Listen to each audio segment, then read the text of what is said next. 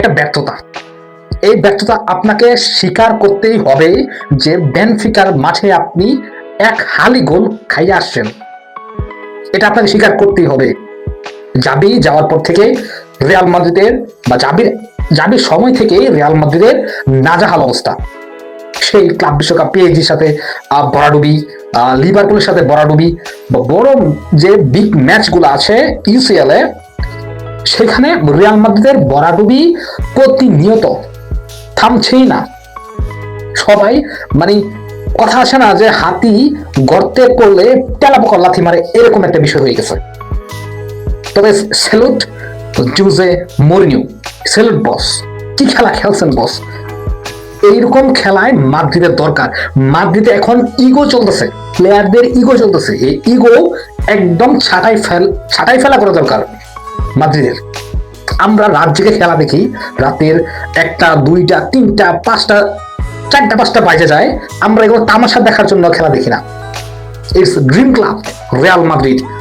ক্লাবের যে প্লেয়ারদের বিহেভিয়ার দেখতেছি দিনের পর দিন, এটা অসহ্য পর্যায়ে চলে গেছে। যে দেখেন আগে যে এল ক্লাসিকো ভিনিসিয়াসের যে একটা জাবির সামনে কাণ্ড ঘটলো, এরপর থেকে সব টালমাটাল। কালকে বেনফিকার ম্যাচে আর্দা গুলারকে সাফ করানোর পরে আর্দা গুলারের রিয়াকশনটা দেখার মতো। এগুলো কি চলতেছে ভাই?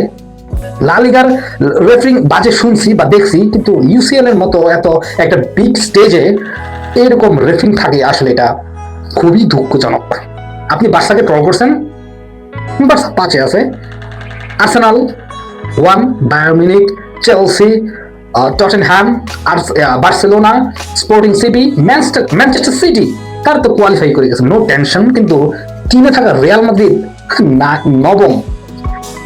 এখন খেলতে হবে প্লে অফ।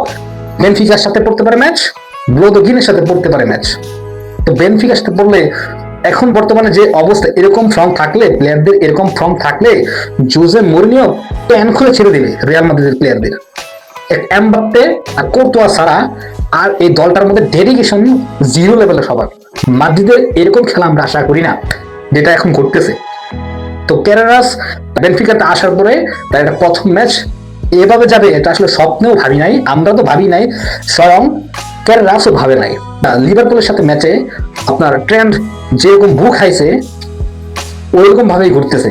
নিউ প্লেয়ার বা টনি ক্রুজ, আবার ধরেন লুকা মদ্রিচ, এদের প্রপার রিপ্লেসমেন্ট রিয়াল মাদ্রিদে নিয়ে আসা যত দ্রুত সম্ভব। লা লিগার যদি কোনো মানিজ্যত বাঁচায়, একমাত্র বার্সেলোনা টিম এখন বাজাইতেছে। Real Madrid is down period চলতেছে তাদের। জোসে মরিনিও কি খেলা রে ভাই, যেরকম অ্যাটিটিউড ওইরকম কাউন্টার, মানে সেই ব্যাপার স্যাপার ভাই। যেহেতু রিয়াল মাদ্রিদ ক্লাবটার নাম ফিরবে এবং খুব ভয়ঙ্কর ভাবেই ফিরবে। পরিশেষে একটা কথাই বলতে চাই, এটা আমার ইচ্ছা যে জোসে মরিনিও রিয়ালের ডাগআউটে আবারও আমরা যারা মাদ্রিদিস্তা আছি ব্যক্তিগতভাবে আমি দেখতে চাই। এমবাপ্পে, রদ্রিগো, ভিনিসিয়াস, সেই একটা জয়মা ক্ষীর হয়ে যাবে আর কি।